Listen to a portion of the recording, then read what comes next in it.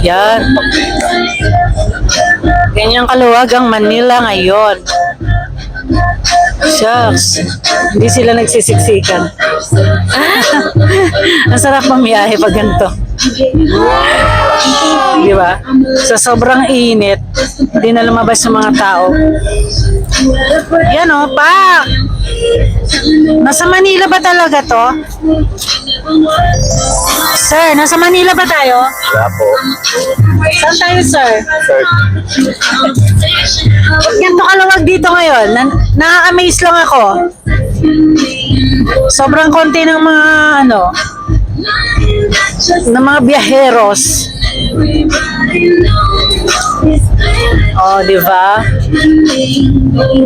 Pag regular days, siksikan dito. May kandungan pa nga nagaganap eh. Oh, pak. Yan. So, sir, anong inaalog-alog mo dyan, sir? Bakit may inaalog ka dyan?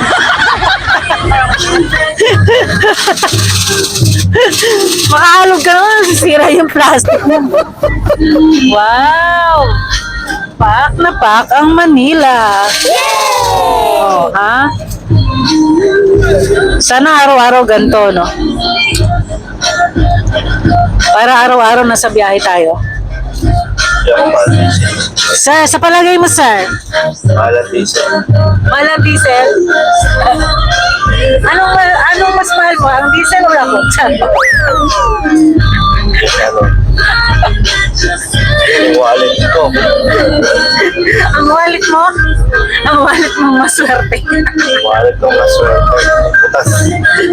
Laging warak ka.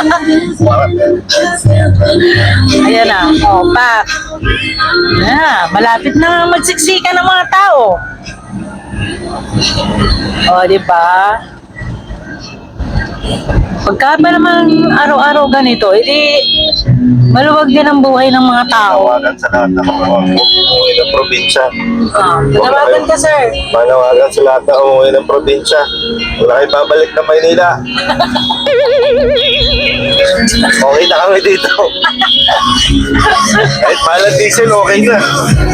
Napakasama ng ugali mo, sir. Bakit ganyan ka? Masyado ka.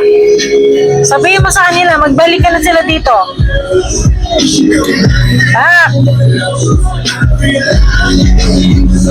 Ayun ang luwag-luwag. Pwede ka pang magano dyan. Mag-tumbling-tumbling. Pera na lang pagdating dito. Ang tondo. Agoy. Yung biglang may tatawid. See? Wala. Sige, tawiran kayo ng tawiran dyan. May pakalesa pa, oh. Okay, Second Bag Club. Nandito na kami sa Tondo. Ayan. Sige. Okay. Ginawang parking yung, di ba? Saan ka nakakita?